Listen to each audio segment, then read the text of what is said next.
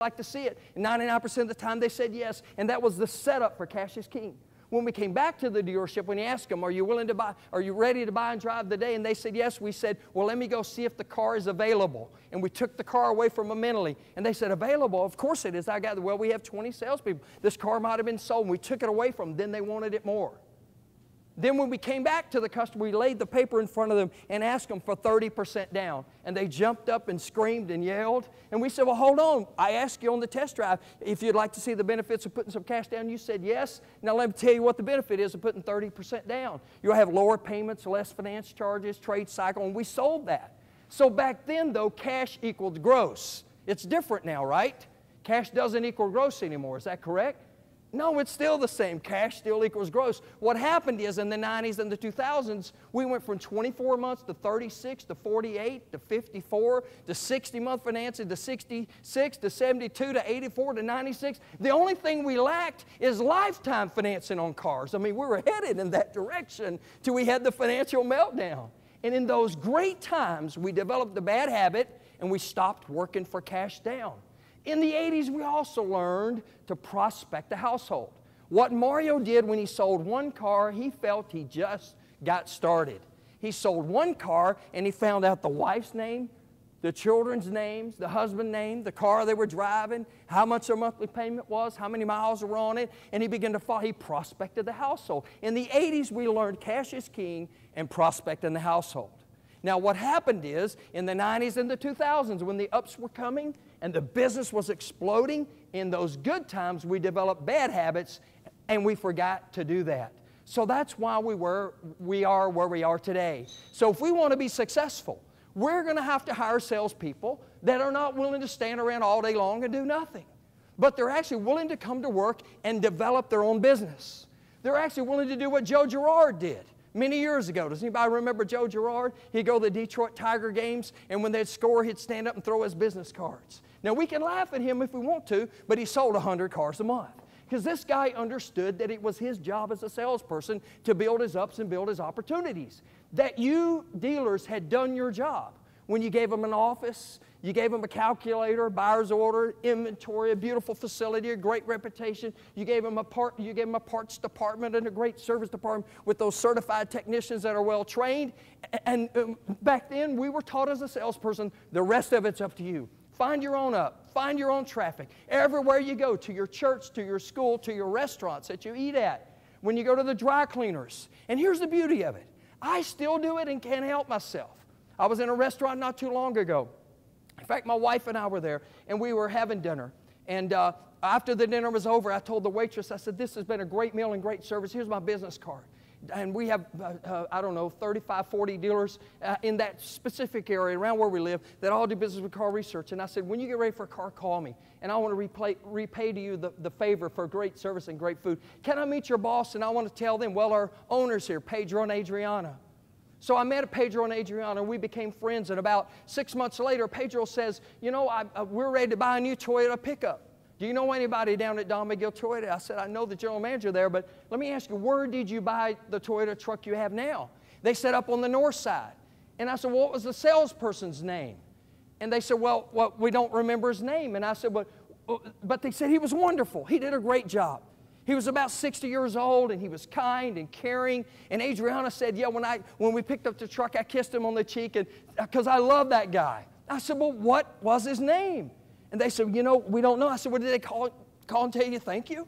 No. They call you 7 days later, see how the vehicle was? No. Did they call on your birthday and wish you happy birthday? No. Did they call you on the 1-year anniversary and say congratulations? No. Pedro said, just get me an appointment, Don McGill. So I got him an appointment. They went on Saturday. About 12 o'clock, my phone goes off, and I look down, and I answered. Pedro said, thank you, man. We had a great experience at Don McGill Toyota. We bought the truck, put $10,000 down. We got our new truck. Let me ask you a thought-provoking question. The man they respected spent all that money with the first time. They liked him. Adriana kissed him. What was he doing Saturday morning at 9 o'clock when they went into his competitor? That's about 10 minutes away from his dealership. What was that man doing? We all know what he was doing, right? He was standing on the point looking for what? The fresh up, the new opportunity. But if he would have called and wished happy birthday and thanked him for the sale and done his follow, and if we as managers would have taught him to do it, held them accountable to do it, used our technology, which makes the job so much easier, to hold them accountable, would they might have returned to Him? And let me ask you this. When a customer comes back the second time, what happens to our gross profits? Are they better? Are they better? Can I get a yes if that's true, if they're better? What happens to CSI on those customers that are repeat customers coming back? We make mistakes and they forgive us. That's another thing that Horst Schulze taught us. He said that they discovered at the Ritz-Carlton Hotel that if they did a great job with the first 4 contacts, here's what they are. The valet, if the valet was there the minute the car pulled up. The doorman, they went to walk into the Ritz-Carlton, the doorman said, "Welcome to the Ritz." They walked to the receptionist, and the receptionist was available. Remember them and knew they wanted feather pillows and like chocolate chip cookies with milk at 8 o'clock. And the bellhop had their furniture there with them, the luggage there with them when they arrived in the hotel room. He said if the valet, the doorman, the receptionist, the bellhop did a great job. Horst said they never complained about the room or the restaurant. And he said, does that mean we didn't make any mistakes? It means no, that if we started the relationship off to a great start, they forgave us for the small mistakes. But if the valet guy wasn't there, the doorman wasn't there, the receptionist wasn't available, and we had to wait on our luggage, they were upset and unhappy with how the experience began, and they always complained about the room and the restaurant. He says, so we learned a valuable lesson. Ladies and gentlemen, the reason why I believe we need people that want to work hard is I believe we need salespeople that when they see a customer walking toward a door, they run and open the door. Anybody that comes within 10 feet of us, we look and smile and how are you today? Are you being served? I believe that we need salespeople that when customers don't buy, they walk them all the way to the car, open the door, hand them the seat belt. Thanks for coming, and get behind the car and help them back out. Why would that be so important? Because customers remember first impression and they remember what? Last impressions. And it's never been more important for us to have people that are not only trained, but are willing to actually execute on the training program. Tom, you could have taught them, we want the salt and pepper shakers here all day long. You could have taught them how to stand, how to hold their hands, how to make eye contact, how to be respectful. I like that you said you have your managers watching for things that are going wrong, proactively noticing a client's not eating their steak or not enjoying one of the vegetables that they ate, to be proactively active to that. But that takes somebody that's willing to work.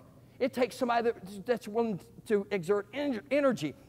And what we've done is we've filled our showroom floors full of salespeople that are instant gratification driven. They want to sit around and they want us to give them internet leads. They want us to supply traffic lined up a mile long. And what's shattering to us, ladies and gentlemen, is that our industry is performing at this level. Look at this. Our national closing ratio, the last numbers that have been released, is 18.6%, which means what? 81.4%, we don't sell them a car, we lose the sale. Our industry is in quite a mess. What industry could survive with those kind of closing averages? But see, we've lost perspective. If you think about it, ladies and gentlemen, I flew in on Continental because I'm platinum. Why? Because Continental loves me, because I'm a repeat customer. And they upgrade me to first class. I can get a $400 ticket 90% of the time in the first class seat. I'm Diamond with Hilton. Why? Because Diamond knows their best customer is a repeat customer. I can get your room. They'll give me your room. If the hotel's sold out and I make a reservation, and I'll get a bigger room, and I'll get water because I want 2 bottles of water, and I get points, and we fly on points with Continental, and we get points from hotels. And you look at Chase Banks and restaurants. I happen to belong to the Palm, their little club, the Palm, and they send me a $100 certificate 2 days before my birthday every year. And it's funny, I go in there with this $100 certificate, and I tell my wife we're going to have dinner, and then my son goes, I'd like to go, and his girlfriend wants to go, and then we have a couple of drinks, and then we have an appetizer and an entree, and then we have dessert, and oh my God, they still tag me for a few $100s. But the restaurants get it. The hotel industry gets it. The airline gets it. We're the only industry in the world that's chasing fresh ups, fresh opportunities. And that's why our closing average is 18.6. If we're going to turn this around, we must employ professionals that are willing to come to work and have a game plan, have something that's necessary that they do all day long, and we're going to have to hold them accountable. We're going to have to understand that if we expect it, we have to what? Inspect it. And I love that powerful statement. The third thing is we must hire people that care. They must bring their heart to work. What do you do with people that really don't care if they hurt a client's feelings? What do you do with people that don't care if they offended one of their coworkers? What do you do with people that don't care if they're disrespectful? I say if they have a bad attitude, you can't change it. That's a personal decision. I say if they're lazy, don't want to work, you can't make them work. I say that if they don't have a caring heart that's weighed against morals, integrity, and principles that line up with your goals, as the principal of your dealership, as the leader of your organization, they need to go. And I like what you said. You just invite them to what? Find a job elsewhere. Is that how you said it, Tom? You don't. Just invite them to go to work somewhere else. It's that simple. And there's so many people looking for jobs. And why they won't come to work for us is because of the job description that we give them. Would you be willing yourself to come to work and stand around for 7, 8 hours a day, read the newspaper, surf on the internet, join huddles? And the huddles are very motivating, right? When they gather in a dealership. If I stepped up and I did have steak last night, and lettuce and some other things. If I just stepped up, and can I ask your name if you don't mind? Liz. Liz, if I just started throwing up or hurling right here on the table in front of you, what's the first thing that would come to your mind to do? The same thing. The same thing, to throw up. That's what happens in huddles. They get together, and I tell you everything that I'm mad and sad and upset about, and Liz tells me everything she's mad and sad and upset about, and your name, please? Missy, would you join our huddle, please? We want to know everything you're mad and sad and upset and disobedient. And by the time we're done, I got all your stuff and all my stuff. And here comes an up. Oh, great. Let me go grab that customer. I'm ready, right? Mama taught me. My mama taught me that an idle mind is what? Did your mama teach you that? Is a what? Can you say it loudly? The devil's playground. Oh, see, mamas go to training school or something, Tom. I don't know, they say all the same things. Crazy. An idle mind is the devil's workshop. But yet we let their mind remain idle. They stand around and wait and do nothing. You talked about the lady been selling cars for 22 years. You know, that means she started the business in 1990. And in 1990, it was when the industry started to just erupt with business. I know, I was with Lexus. That was my first sales manager's job. And then in 1993, I'm general manager of Keys Lexus in LA. And man, we got customers lined up. Elizabeth Taylor came in and bought a car from us. And Snoop Doggy Dogg and the Dog Pound. Man, every time I looked around, we had somebody buying crazy cars from it. The business was on fire. What a great time she joined. But where are we now? We're back in the 80s again. The ups are gone. The banks are cautious. Terms have been reduced. They actually want a down payment on a depreciating asset. Isn't that insane that they would actually expect that of us to ask a customer to put some cash down so that on this depreciating asset, and I really don't like to use the word asset, and I know we're talking about what we do, which is cars, but they lose money. Now, I did buy an Audi A7 last year, and it's actually worth a little more money than I paid for it right now because I've taken good care of it. So that's different, though. That's not typical, is it? Cash down, paying attention to business practices is essential. However, if we don't have these 3 basic ingredients, we're going to be challenged by it. So leadership. What is leadership? It's not just telling people what to do, it's actually doing it. So you gave out your cell number. You know, one of the things that I live by is I will never ask my people to do something that I will not do myself. Sean, I see your head going up and down. Do you believe in that? Do all of you leaders and dealers believe that? That if you're going to ask your people to do it, you got to be willing to do it yourself. Because I love what I live by with my children. And it was the old adage that what you do speaks so loud, I can't even hear what you say. I do believe that happy employees deliver what? Happy clients. So it's so important for us to understand that we're always in leadership. Now, I believe we have 7 responsibilities. See, the people owe us 3. Good attitude, work hard, and care. We have 7. Number 1, we must know our team members personally and individually.